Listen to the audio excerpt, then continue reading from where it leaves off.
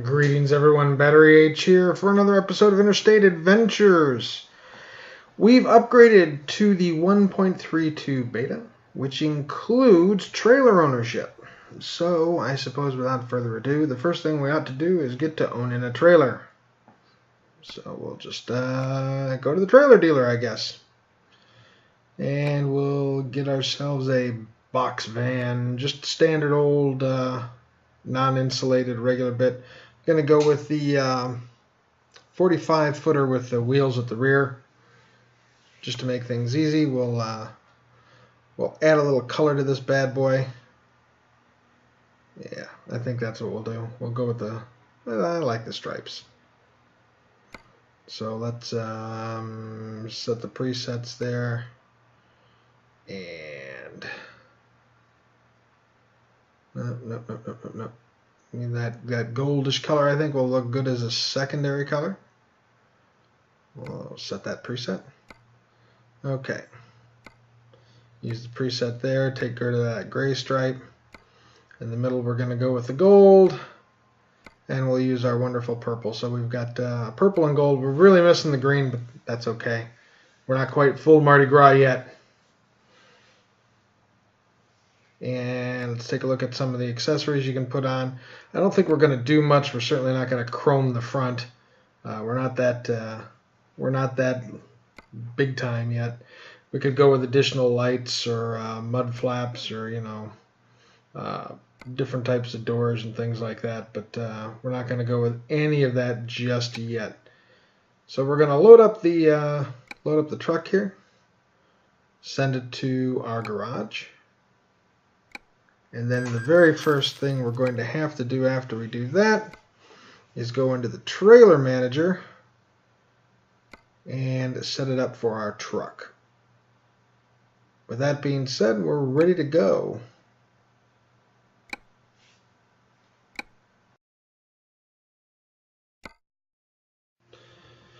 So we now have new options, as you can see, for bulk cargo, where we take a look at the trailer type and it offers the various possibilities of cargo we can use. So, I don't know, the appliances, tires, used packaging, household appliances though, from the Walmart to the FedEx. That might be good. It gives us just enough time to do that, I think, today. So we can set that as our GPS destination here in just a second. There are a couple of other ones that are really tempting though. Yeah, I think we'll go with what we've got. Okay. Then all we need to do is, there's the truck and trailer combo, and that looks sharp. Nice in the sunlight. And drive away. Fire up the engines. We've got plenty of time on the clock. And away we go.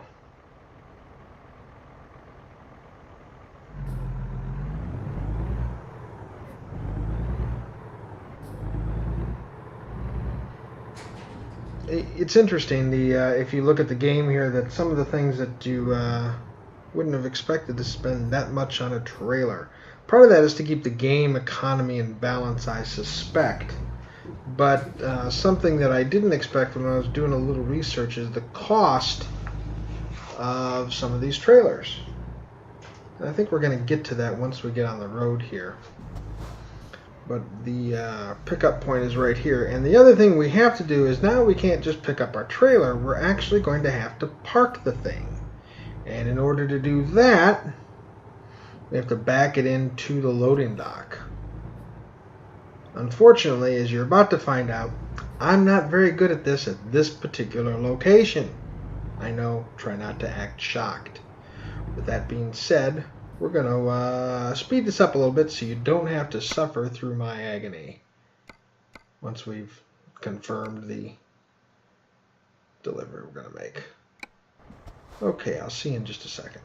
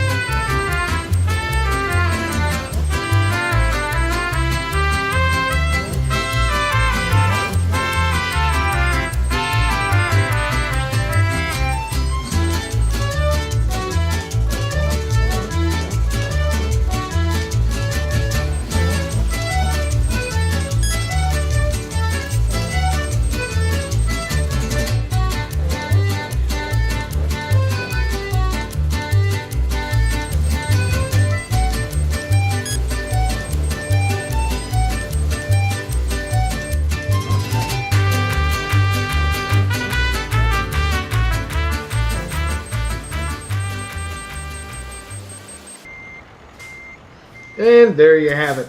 Well, now they've managed to get it parked. We have to get our cargo loaded, and you'll note that it does take time for them to load the truck. Surprisingly, they do this rather quickly, and there's never a delay. So much for the dock workers in this game. They actually get things rolling. Taking a look at our routing here real quick. South on 93, which will be fun. Then across on 40 into Flagstaff. Excellent. This ought to be a bit of a fun journey. Well, let's get rolling again here. And as I was saying, I found some interesting things. And I was doing a little bit of research to find out what new trailers cost. And in the game, you'll note that the trailers for the flatbed seem to cost a little bit less than the appropriate, well, let's put it this way. If I can get myself out of here quickly. Exit, exit, exit. Make sure we're not beating up on the other trailers in the yard. There we go. For a 48-foot flatbed trailer, just a regular flatbed trailer, wooden base, you know, inside the steel frame and everything, cost anywhere between $28,000 and $30,000. $28,000 for a 48-foot, around $30,000 for a 53-foot. For a box trailer, it is about $27 for a 36-foot and about $30,000 for a 53-foot trailer. Now, I'm not sure whether there's something special I'm not aware of. It may be that the trailers I was looking at for the flatbeds were reinforced in some ways, but I was kind of surprised to see that the costs were relatively identical for something that seemed to have a lot of extra stuff in just the box.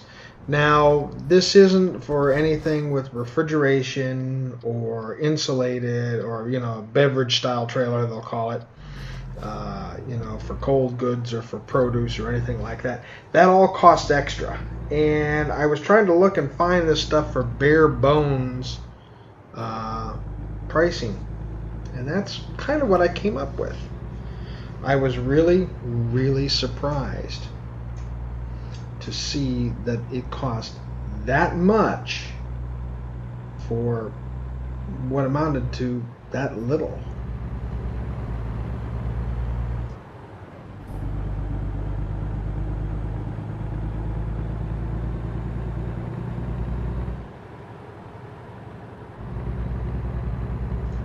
Well, now that we're on our way to Flagstaff, let's talk a bit about the place. As of the last census in 2010, the population of the area was 139,000 people. And it was first settled in around 1876. The city sits at about 7,000 feet of elevation above sea level. So when you hear that the history of the town is tied in with astronomy, you shouldn't be surprised. In fact, all the way back as far as 1894, A.E. Douglas selected the site. Astronomer Percival Lowell was looking for a new place for an observatory. And Douglas was somewhat inspired by the elevation. And by 1896, a 24-inch, that's 610 millimeters for my European friends, the telescope was installed that year. And they started putting it to good use. By 1930, well, I should say in 1930, Pluto was discovered from that observatory. The United States Navy was so impressed that they placed the U.S. Naval Observatory site there in 1955. And it was the Naval Observatory that discovered Charon in 1976. Charon is Pluto's only moon. I know, this is thrilling, isn't it? Well, more about the city is that originally the area was primarily timber and cattle because it sits next to a massive forest. You'd think desert. You know, it's got to be desert. No, it's a high forest. And thanks to the Southern Transcontinental Railway, by the 1890s, the area was serviced between 80 and 100 trains passed through the area every day. So there was quite a lot of commerce passing through the area. When the U.S. highway system came into place, Route 66, yes, famous Route 66, passed through the area. In 1926, that was opened up. And actually, it wasn't until 1928 that Flagstaff incorporated itself as a city. Now that we're on US 93 out of the city and headed on the way. Here's the famous Las Vegas sign.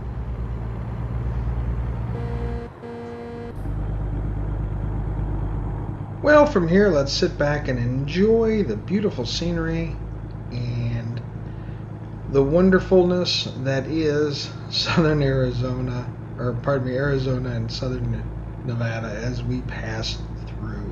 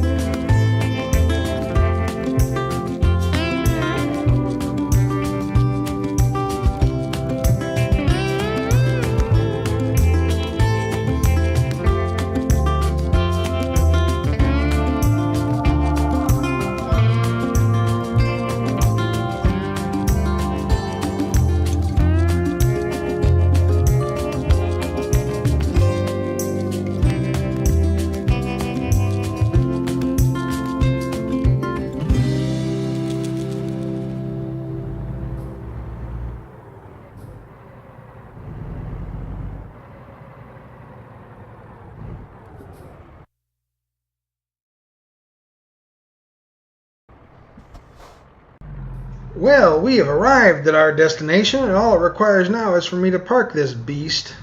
And if we know anything about how long it took me to get it into a dock to load it, this ought to take twice as long.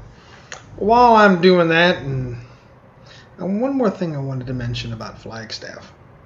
One of my favorite movies is Forrest Gump.